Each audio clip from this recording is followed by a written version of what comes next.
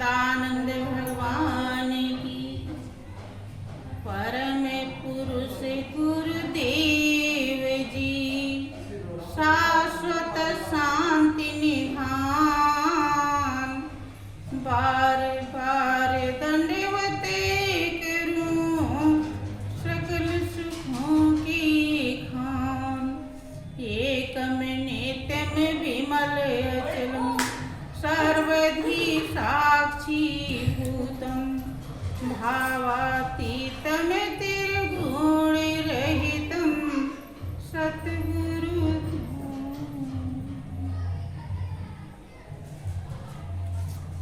बोलिए प्रेम से श्री सद्गुरुदेव महाराज की, श्री सच्चिदानंद भगवान की जय। प्रिय बहनों, बहुत ही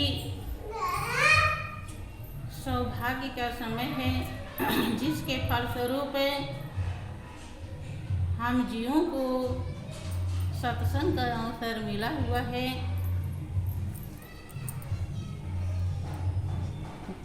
बहुत ही गौर करने की आवश्यकता है। सत्संग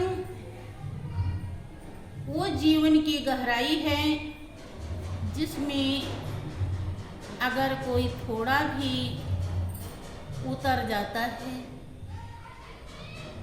तो उसे बहुत बड़ा लाभ मिलता है। लेकिन गहराई में उतरना और गहराई को समझना ये बहुत ही बड़े संस्कार की देन होती है। देखा जाता है कि जिन बातों को रोज समझाया जाता है वही लोग पालन नहीं करते। हर जगह अपने मन को ही लगाते हैं, जबकि रात दिन यही कहा जाता है कि जिसने गुरु आज्ञा का पालन किया उसका कल्याण होता है, उसका उद्धार होता है। देखें, आपका शास्त्र भी कहता है, भगवान राम ने सभी प्रजावासियों को, ऋषियों मुनियों को, यति सन्यासियों को, संत महान पुरुषों को, गुरुजनों को बुला करके जीवन के ध्येय और लक्ष्य को समझाया। समझाने के दौरान वो कहते हैं, सोई सेवक प्रियतम मम सोई, मम अनुशासन माने जोई। वही सेवक है और वही प्रिय में सबसे उत्तम है, यानी सबसे ज्यादा प्रिय है। प्रिय तो सभी जीव हैं, लेकिन सबसे ज्यादा प्रिय वो है जो मेरे अनुशासन को, मेरे आदेश को, मेरे आज्ञा को मानता है। सभी महान पुरुषों का एक ही अनुभव है। कबीर दास जी जो अपने समय के बहुत ही अच्छे संत कहलाते हैं, बड़े अनुभवी कहलाते हैं, उन्होंने भी अपने अनुभव को व्यक्त किया है कि गुरु की आज्ञा आवी और गुरु की आज्ञा जाए। और कहे कबीरता दास को तीन लोग डरना। जो गुरु की आज्ञा से आता है और गुरु की आज्ञा से जाता है, उसे तीनों लोक में, यही को कौन कहे, तीनों लोक में कोई भी बाल बांका नहीं कर पाता है। अर्थात उसका जो जीवन का ध्येय और लक्ष्य है वो कभी डगमग नहीं होता। और गुरु आज्ञा उलाग के जो सेवक कहीं जाए, जहां जाए तहां काल है, कहे कबीर समझाए। और फिर क्या कहते हैं कि गुरु आज्ञा से उतरे, नाम बिहुना हुए, और ताको काल घसीटिए, बचा सके ना। आज्ञा से उतरता है तो उसे काल घसीटने लगता है।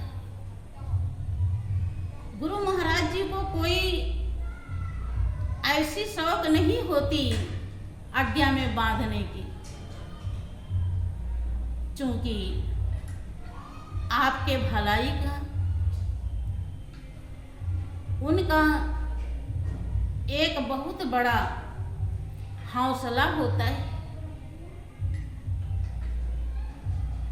उनके अपने जीवन का लक्ष्य होता है,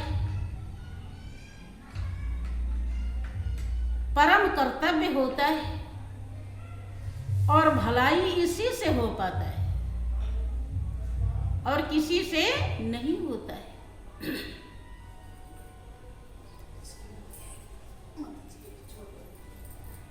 श्री सच्चिदानंद भगवान की जय। देखें, जिसने भी आज्ञा का पालन किया उसके जीवन में किस तरह से चार चांद लगा, अगर आपको यकीन नहीं होता है तो भक्तों का अनुभव सुन करके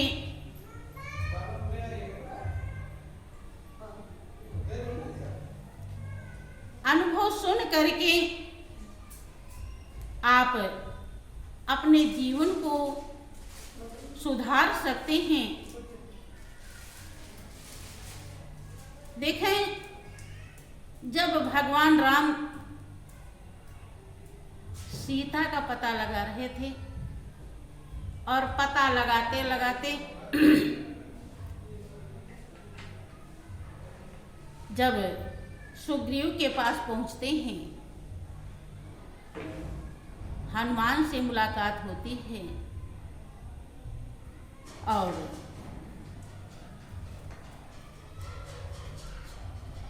सुग्रीव से मित्रता करते हैं, मानते हैं कि महापुरुषों की बाणी जल्दी से हर किसी के समझ में नहीं आती। सुग्रीव को भी जल्दी से समझ में नहीं आ रही थी। भगवान राम से जब मित्रता होती है सुग्रीव की, तो भगवान राम कहते हैं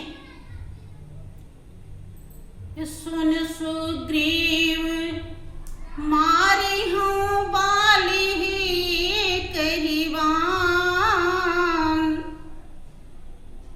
ब्रह्म रुद्र शरणागत गए और ना उबरी हैं प्राण। इतना साहस से और चैलेंज से कहते हैं कि ऐ सुग्रीव सुनो,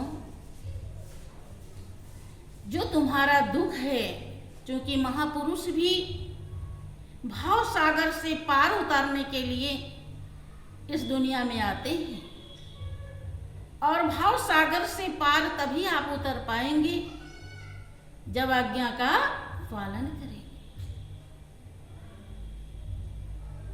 तो सुग्रीव का सबसे बड़ा दुख है बाली, जो उनको रहने नहीं दे रहा है कहीं भी।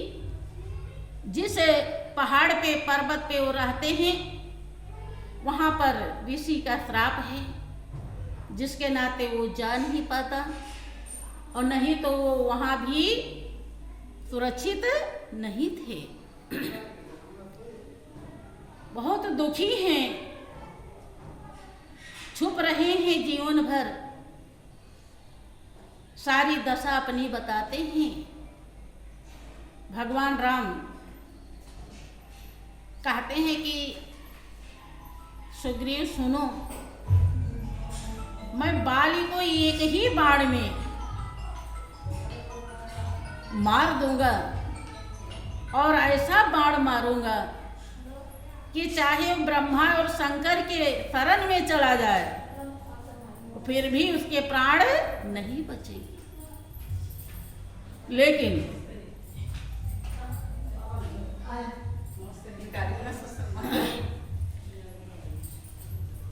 लेकिन सुग्रीव को इस बात का विश्वास नहीं होता है।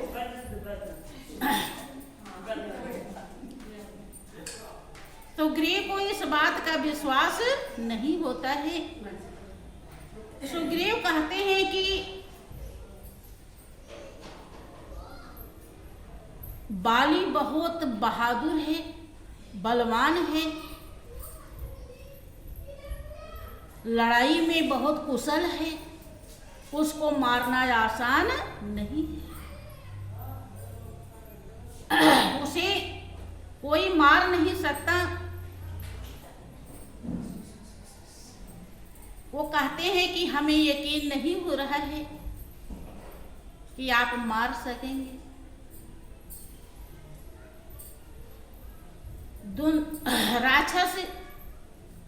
दुंदुभ राक्षस का हड्डियों का ढेर था और ताल के तमाम वृक्ष उस तरफ इशारा करते हैं सुग्रीव कि अगर इसको कोई वेद दे तो शायद बाली को मार सकता है। भगवान राम ने खेल खेल में उन हड्डियों के ढेर को और ताल के वृक्ष को ढहा दिया। तब सुग्रीव को यकीन होता है। बहनों, जो व्यापक शक्ति चींटी के अंदर भी है और हाथी के अंदर भी है, जो शास्त्रों से पूरे शास्त्र से प्रमाणित है, सभी महान हस्तियों का अनुभव है। जब वो अनुभव सतगुरु के द्वारा हमारे हृदय में हो जाता है तो हमें अंधविश्वास में कभी रहना नहीं चाहिए। हमें पूरे यकीन के साथ जीवन की मंजिल पर चलना चाहिए, क्योंकि ये क्षणभंगुर जीवन है। क्या पता कब बुलावा आ जाए और कब हमें जाना, और जब जाना पड़ जाएगा तो हम अपनी बिगड़ी को बना नहीं पाएंगे। कोई भी अच्छे कर्म या बुरे कर्म कुछ भी हम नहीं कर सकते, क्योंकि मौका अब हाथ से निकल गया। जब मौका मिलता है तभी हम कुछ कर सकते हैं। जब सुग्रीव को यकीन होता है, भगवान राम समझाते हैं, जिन मित्र दुख होहि दुखारी, और तिनहि बिलोकत पात के भारी। कहते हैं कि है सुग्रीव, आप हमारे मित्र हैं, यकीन कीजिए आपको जो दुख है वो हमारा ही दुख है। तो जो मित्र के दुख से दुखी नहीं होता उसे देखना भी पाप होता है। कि निज दुख गिरे समरज करे जाना, और मित्र के दुख रज मेरु समाना। जिनकी असमति सहज न आई,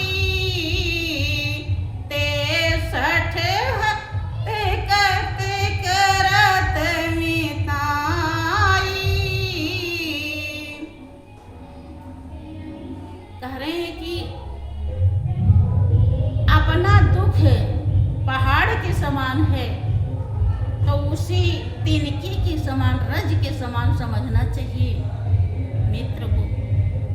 और मित्र का दुख रज के समान है तो उसे पहाड़ के समान समझना चाहिए। कि जिनके ऐसा मति नहीं आया कि वो दुष्ट व्यर्थ में मित्रता करने के लिए चला है, मित्रता किया ही क्यों? एक प्रेमी भक्त के लिए गुरु से ज्यादा बड़ा मित्र दुनिया में कोई भी नहीं होता है। लेकिन गौर करें, वो लोक और परलोक दोनों मित्र क्या करता है?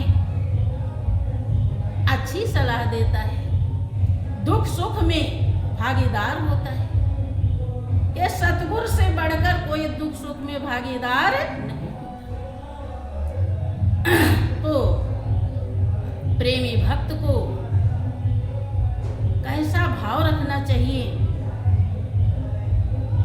इससे सीख लीजिए।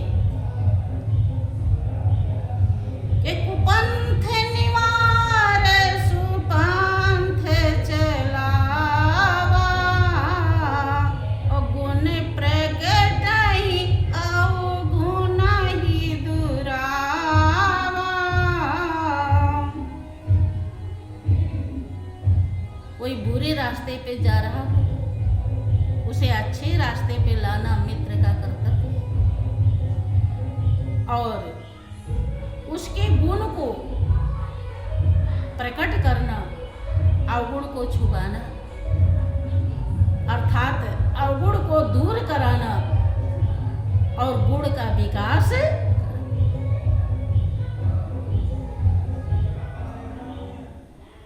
कि देत लेत मन संग न धरई, बल अनुमान सदा हित करई। मित्र का जब भाव गुरु चरणों में हो जाता है तब उसके हृदय में भरम शंका नहीं होता। देत लेत मन संग न धरई, बल अनुमान सदा हित करे। जितना ताकत हो, जितनी समझ हो, उतना हित ही करे।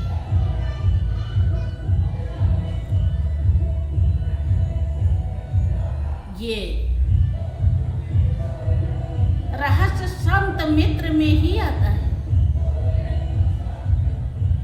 ये सच्चाई और वही रास्ता आपके लिए है। आप भी उसी रास्ते पर चले हैं।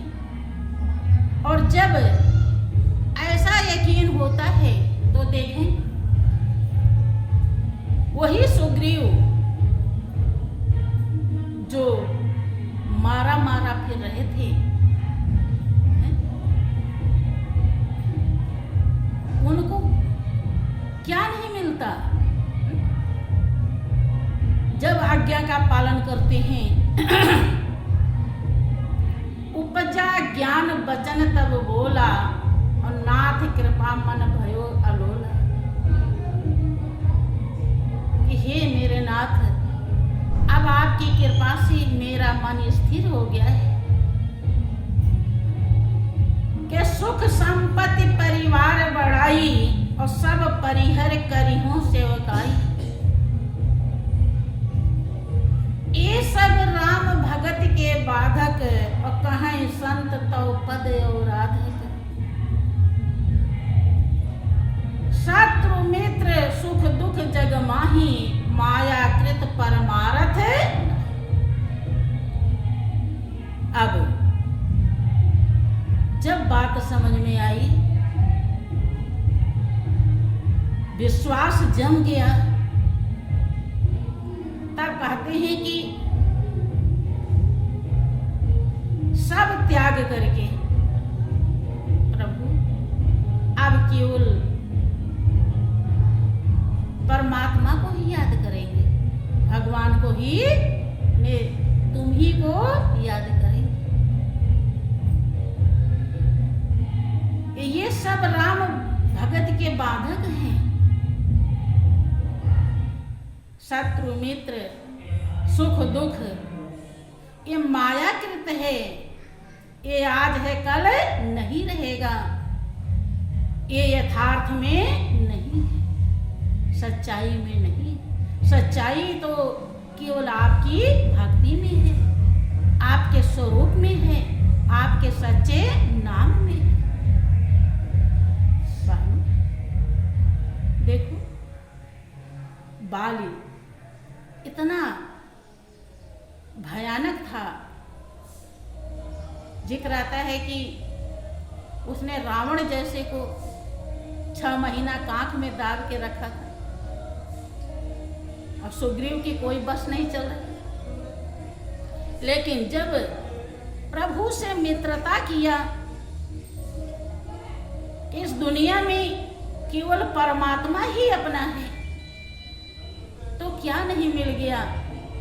इस लोक की भी सब चीजें मिल गई और परलोक हमेशा के लिए निष्कंटक बन गया।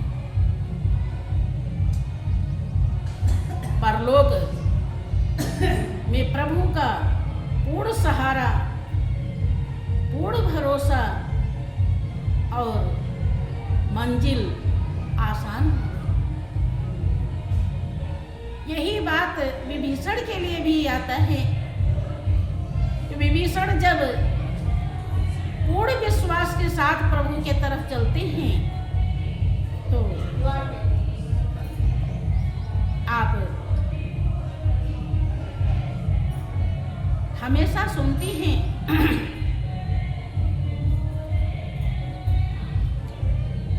कि रावण लात मार देता है। यद्यपि लात और बात हर किसी को मिलता है इस दुनिया में, धक्के बहुत मिलते हैं, लेकिन उस धक्के को लोग मरहम पट्टी कर लेते हैं। विभीषण ने मरहम पट्टी नहीं किया। विभीषण समझ गए कि ये दुनिया चोरी, निंदा, चुगली, ईर्ष्या, द्वेष, छल, कपट, विकार के सिवा और कुछ नहीं दे सकती। जीवन की शांति, जीवन का आनंद, जीवन का सुख तो प्रभु चरणों में है। इसलिए वो सब त्याग करके चल देते हैं। उनको कोई भी इच्छा नहीं थी, उन्हें दुनिया की कोई चीज की इच्छा नहीं थी। बहनों, जब प्रभु दिल में बस जाते हैं, प्रभु की कीमत समझ में आ जाती है, प्रभु की वास्तविकता दिल में घर कर जाता है, तब ये दुनिया फीकी हो जाती है, दुनिया महत्वहीन हो जाती है। विभीषण को ऐसा ही होता है। विभीषण के पहुंचते ही भगवान राम उनका राज तिलक कर देते हैं, समुद्र से जल मंगा करके। लेकिन यद्यपि कहते हैं कि यद्यपि सखा तो इच्छा नहीं और मोर दरस अमोघ जगमानी। ये सखा, आपकी कोई इच्छा नहीं है दुनिया की कोई चीज पाने की, लेकिन मेरा दर्शन किया है आपने, इसलिए ये अचूक है, ये खाली जाने वाला नहीं। सब त्याग कर आप मेरा बने हैं। इसलिए लंका का राज्य, यहाँ तक कि लक्ष्मण ने कहा कि अभी तो लड़ाई शुरू ही नहीं हुई, पता नहीं जीतेंगे कि हारेंगे, और आपने तो पहले ही तिलक कर दिया। तो भगवान राम कहते हैं कि अगर लंका का राज्य नहीं मिला तो अयोध्या का राज्य विभीषण को देखें। महापुरुष के लिए, भक्त की कितना प्रिय होता है। ये दुनिया की कोई भी धन दौलत का कोई महत्व नहीं होता है। ये सब तो इसलिए वो स्वीकार करते हैं कि ताकि इसी के लारे आपका मन प्रभु में लग जाए। जहां जाता है धन वहां जाता है मन, और आपकी मंजिल अगर पूरी ना हो तो फिर आपको वो धन दौलत दूसरे जन्म में काम आएगा, हर जन्म में काम आएगा। अगर आपने कुछ दिया ही नहीं है तो फिर आगे इसीलिए तो जिक्र आता है कि जो संपत्ति शिव रावण ही दीन दिए 10 माथ, और सोई संपदा विभीषण ही सकुच दीन रघुनाथ। रावण इतना बड़ा गुरुभक्त था कि रोज सर चढ़ाता था, जा कैलाश पर्वत पे जा करके 10 सिर देने के बाद जो संपत्ति लंका नगरी शंकर ने दी थी, और वही संपत्ति संकोच खाते हुए भगवान राम विभीषण को दे रहे हैं।